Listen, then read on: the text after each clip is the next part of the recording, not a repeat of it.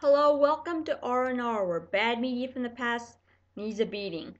But anyway, the first game I'm actually reviewing is actually one that I've had when I was a little girl, and as an alternative for other fighting games, and it really, really sucked. Just try not to laugh at the name I say. It's called Ballz, 3D Ballz. And this is just so hilariously, atrociously bad. Now, as I start up, you'll notice the logo is laughing. That's never a good sign. And my little brother was actually really into screwing around with the TV, and part of that was playing around with our old Sega Genesis console, which we didn't use anymore.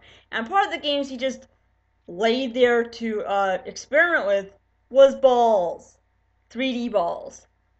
And he's like, and I'm basically saying that the game's stupid and it scares me because of the weird graphics and the music. And he's like, shut up! And I'm like, oh, and I am being honest, because what I'm about to show you, you're really gonna believe me.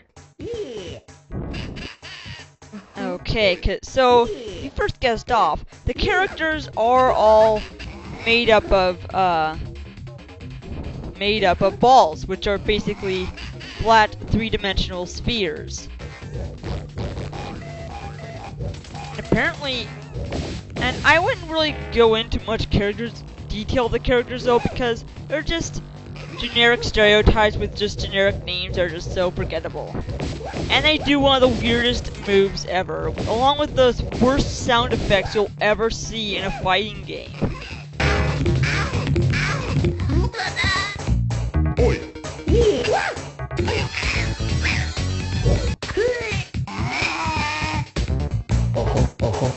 Sound like they're done by some top of the worst, most unfitting background music you'll ever find, along with music that sounds like beat and melody mashing in FL Studio.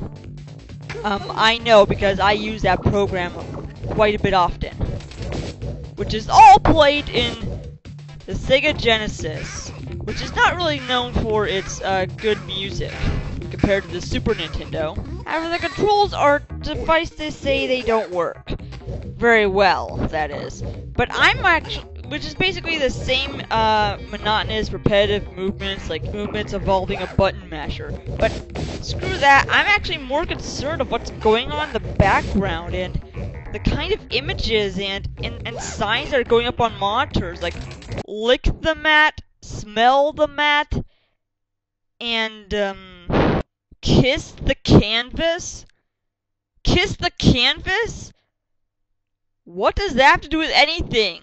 Like being an opponent. How did they pull that out of their ass? Kiss the canvas? I haven't played this since I was a little girl, and it was just now since I actually just noticed it. These very distracting and somehow disturbing signs and images. Alright, this guy sucks. Let me try another character. How about the slutty ballerina? She's a little better. Besides, I actually think she's the better character. I mean, she has good range and her attack power is better. And just look, if you do certain moves, she'll actually slowly suck the life out of your opponent. Ooh, she fights dirty. Now, the two characters that really creep me out the most is the big rhino guy who has one of the worst KO moves ever, and the air humping clown. I mean, I already hated this game a lot when I was a kid because look how it is now. I mean, my parents were like, as well as any parents, were probably choosing this shitty game as well as other terrible fighters to be a 2G rated alternative to Mortal Kombat. And look how it turned out. I wouldn't even consider this appropriate over Mortal Kombat. I mean, despite the lack of blood and whatnot, it looks perverted. And coming up next, we have a poorly done game based off of Sega's iconic mascot, Sonic. Okay, of course, now duh. Um, Sonic 3D Blast. Oh, and this 3D, it's actually just as bad as it gets. This was actually released at the bitter end of the Genesis life cycle, like in 95, 96. Now, the story behind this is that you actually have to, beat Robotnik, well, he's still known as Robotnik in this series, and would later be known as Eggman, while trying to rescue some of the Flickies, which are some orange colorful birds that are annoying as fuck. Because if you actually get damaged, one of them actually just escapes away from you, and then you have to go back and reclaim it. These Flickies are about as annoying as these Jinjos from the Banjo-Kazooie games.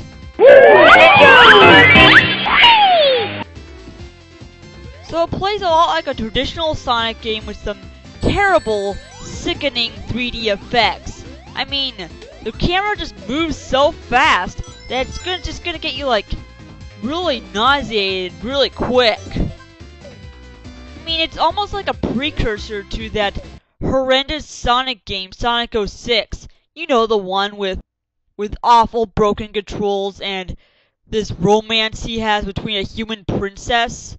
I mean, I can comment on this more, but whoever thought this was a good idea is fucking retarded. If you're going to have like a romance subplot between Sonic, have the princess be another furry, not some skanky human being. And at the time, the controls are actually very, very hard to slow down and whatnot, and sometimes it can be hard to maneuver. Like, you could easily run into badniks and take damage, and thus lose a Flicky. I mean, just playing this game doesn't feel 3D. I mean, they are trying though, but it's just not worth it at all. Like, why did they have to put a checkered colored floor there? I mean, it's just very seizure inducing since Sonic is going really fast and with blast processing. And it's hard to figure out where the hell you're going. I don't really know what is. I kind of cut the game short, so I don't really know what really happens if you lose the Flickies, but I'm pretty sure it'll say something like mission failed or whatnot. You can put in the comments section what really happens though, but and also most of the time the mechanisms to just accelerate you and make you jump up don't really work as well. Like at this one, I have to jump the spring to actually get on the upper side of the cliff. And yet he's not jumping high enough.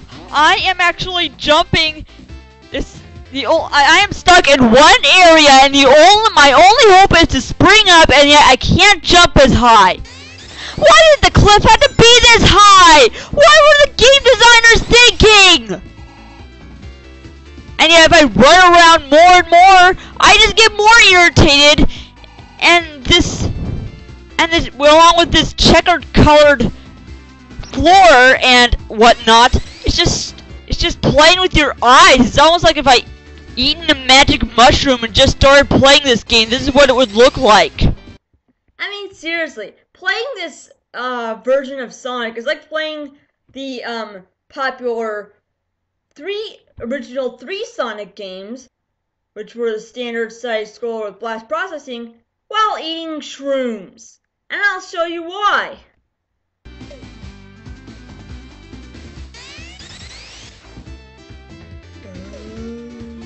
Look at this. Oh!